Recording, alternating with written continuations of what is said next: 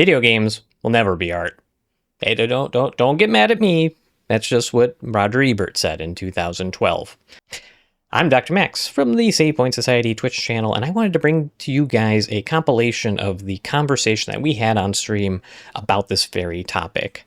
So I took the finer points of our conversation, put them together in a video here, and wanted to see, do you guys agree with Roger? Or does the Save Point Society perspective on this matter maybe change your mind, or at least get you thinking about it? And we did all this while one of us was playing Doom: The Dark Ages, so wonderful backdrop. So, Roger Ebert said games could not be art, but we raised the question. I mean, are things like Pong art? Or could they be art? Stick around to the end of the video, and we will let you know, in kind of a sadistic way, how we think you could take something like Pong and make it a piece of art.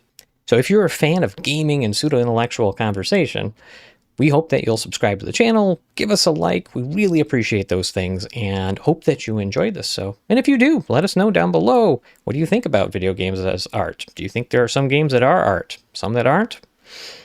We'll find out. The topic is, are video games art? Little known, nobody critic Roger Ebert went out on a limb and said that not only are video games not art, they can never be art. No one in or out of the field has ever been able to cite a game worthy of comparison with the great poets, filmmakers, novelists, and poets.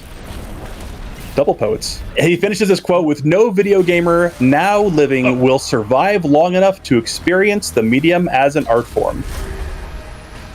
So what do we think about that? What do we think about that quote? Any old man expounding that something will never happen is always wrong. That is always true. So already that should be all the evidence you need. Art is the process of deliberately arranging elements in a way that appeals to the senses or emotions. How do we feel about that definition? I mean, I think that's a very good definition. It's fine. Honestly. I think it's fine. I don't really have issue with that. There's that famous piece that was, I think it was called Fountain, I think was the title of it. And it was literally just a toilet that a guy put in an art exhibit. And people got really mad, like, this isn't art, but they were missing the point that, like, no, this is evoking a feeling in you and challenging you to define, if this isn't art, then what is it? Trolling is art. Well, essentially, it was trolling, but to get you to think about, okay, well, what is it? What, if this isn't, then what is? So how do we feel about Ebert's addition to the definition there? I'll read it one more time just to... Yeah, hit me one more time with it. Yeah.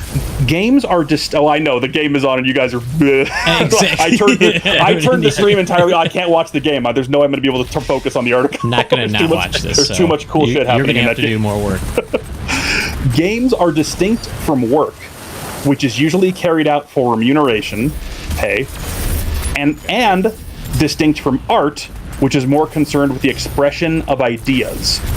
Key components of games are goals, rules, challenge, and interaction. So he's positing there that games, work, and art are all distinct from one another and essentially don't have a crossover. How do we feel about that? Yeah, that's... It's dumb. Yeah, what if Sean job is to be an artist? I mean that... Already, right away. Like what you just said, dude. Like, that's... What if you're a musician? Yeah. If you're being paid for your artwork, does it cease to be art then? I don't know why some people love the image of, like, the starving artist as the highest ideal. Like, I know crazy. People who make a living people by doing art, you know? And it's a tough living, but they would rather make a living from it. There's no shame in that. But to have, like, you're only a pure artist if you don't make a living from it. I don't know that he said that directly, but this sort of, like, you're not doing art for never a monetary reason. Like, it's always... That's cool. I mean, it may not be for everybody, but it doesn't... I don't think it's intrinsic to art. And in the next sentence, he immediately retreats by saying, quote, "We could play with definitions all day." All right, Rod. Well, I mean, you're having a debate. You kind of have to, buddy. Yeah. He's the one who brought it up. So many people who at least appeared to be intellectually impressive in some fashion or whatever, respected critic. Just give them enough time out there and they just ruin their legacy. They just always do. So we need to stop before we get too famous, is what I'm saying. Ebert says that an obvious difference is that you can win a game. It has rules, points, objectives, and an outcome. And my note right after that is that Ebert is he's clearly stuck in the past. Points? Like, when was the last game? When was the last video game you guys played that like tracked your points? Video games. He then says, Santiago might cite an immersive game without points or rules, but I would say then it ceases to be a game and becomes a representation of a story, a novel, a play, dance, a film. Those are things you cannot win, you can only experience them. What? Hasn't he pretty ever done convenient. A pick your own adventure, though? I mean, come on. Pretty convenient for Raj to say that as soon as a game gains the characteristics that would make it art, yeah. he would do great in the current political climate with this with his amazing ability to push a goalpost 100 yards in the opposite direction from where it once was. Seriously. A video game can transcend the idea of of a conventional game because of the immersive nature of it. Video games can describing every game though. It's like a single player, game with a goal in mind that has a story that you experience, right? I don't know, my voice is getting high.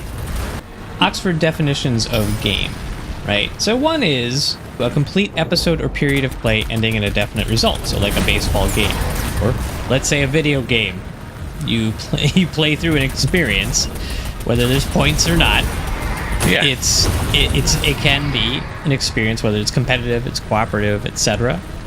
So I think even though he's trying to play fast and loose with definitions and switching them out for when they start to contradict his view of this, no, he doesn't get to. I think this doesn't say that once a game doesn't have scores, etc., it ceases to be a game. Yeah.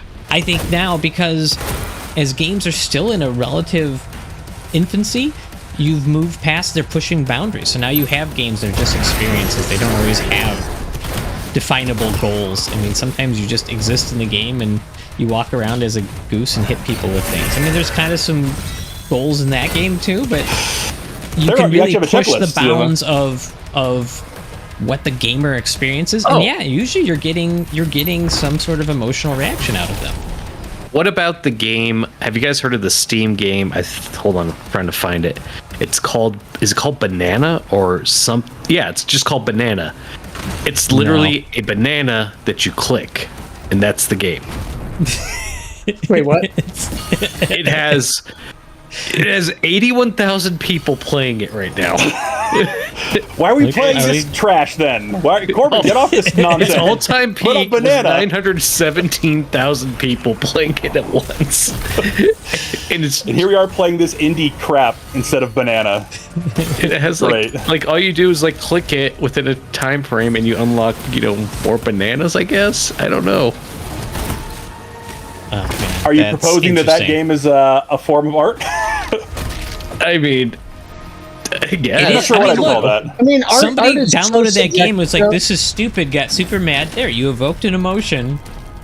That's true. It has. It's like the guy putting the toilet in the museum. It's the same thing. I think there's a spectrum of art too, like things. And on one end is like arcade game, like Centipede or something like that, which is wholly a game. There is no feeling to be evoked. There is no message being delivered to you. Because he's got a point that not all video games are art. That's true. But to say that none of them are art is a bizarre take. Because on one end you'd have, and my proposal would be like arcade games, which are wholly a game, points, challenges, it fits all of his, little narrow definition.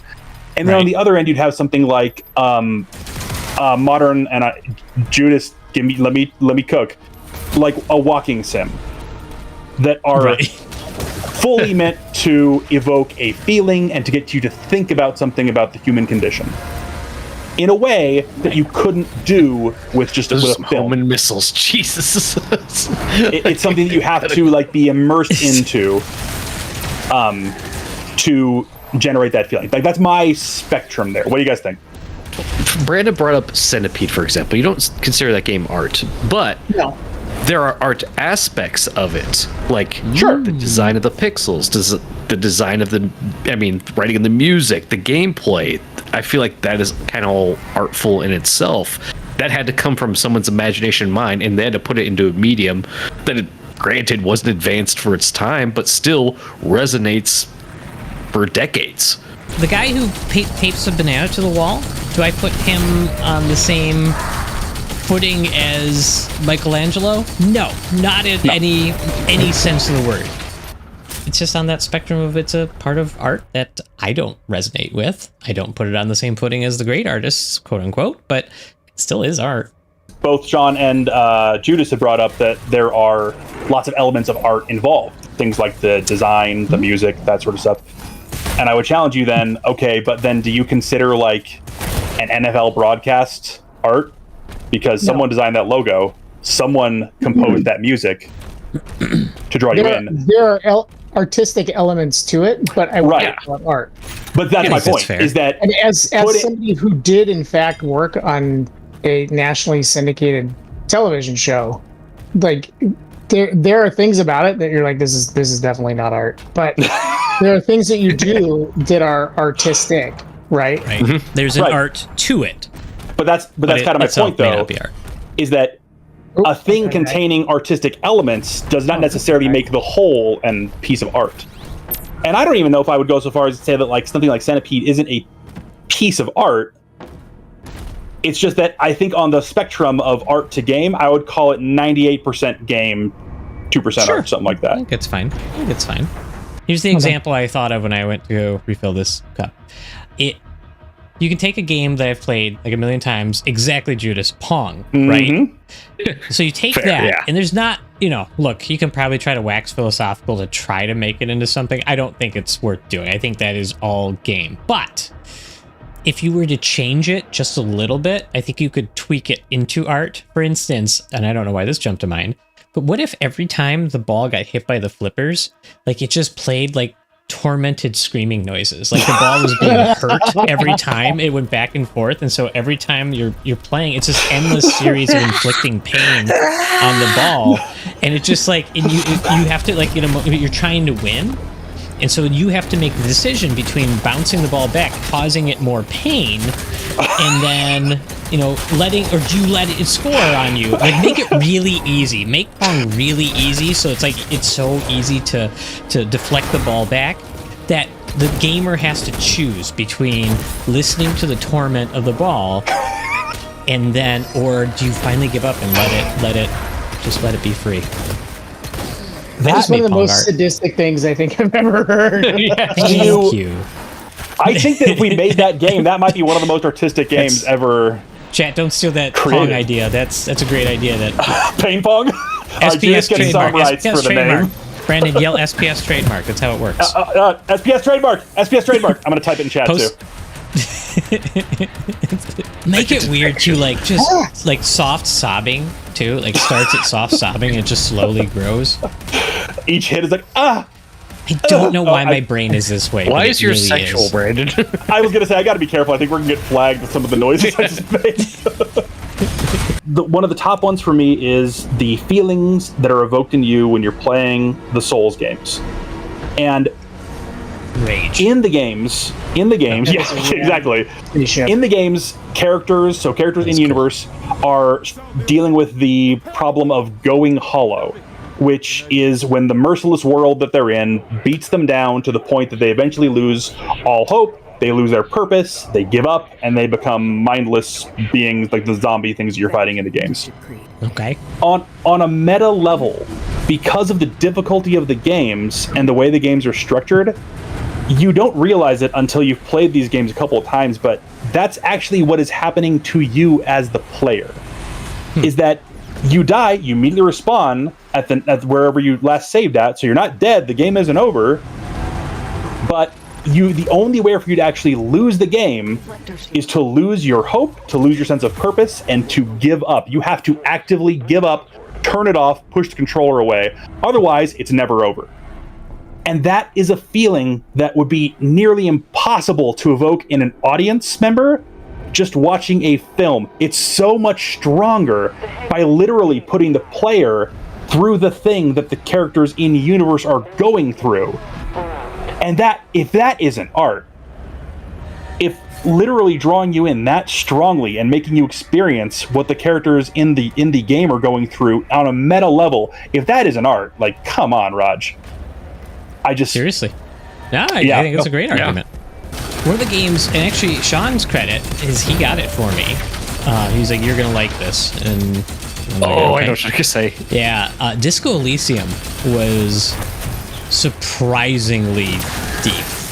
The thing that was different, like the voice acting is stellar, but the way that the story is told, you play the main character, but you're also sort of battling his mental illness at the same time. And the mental illness is a character, and it's just so well done. It was, and it was an indie game, I believe, right? It was an indie game studio. Oh, yeah, I think so. Let's see. I remember playing it and just going, this is such a complete artistic experience. This is just like, the story is excellent, the acting is excellent, the writing and concept are all excellent. And I just remember thinking, this is such a cool thing. Thank you, Sean. I wouldn't have known about it. Are video games art? Yes. And there, that's the end of the stream, everyone. Thank you so much for tuning in. We solved we solved it just there. Well, there you have it. There's the conversation. There's our hypothesis. Maybe our conclusion. We didn't really put forward a hypothesis, to be fair. Are video games art? I think you can tell that this 8 Point Society thinks so. I think that they can be, certainly. Maybe some aren't, but a lot of them really are, especially as things have moved forward and we have so many more tools to make games really incredible ways to express ourselves. So if you enjoyed this again, we hope to see you next time. Hope to see you on stream. Stop on by and we'll catch you then. Video gaming, good enough for who it's for. Hey guys, thank you so much for watching. Don't forget to join us on Twitch on Tuesdays and Thursdays at 9:30 p.m. Central Time, and find us on Discord. Both of those are linked in the description of the video below your screen now.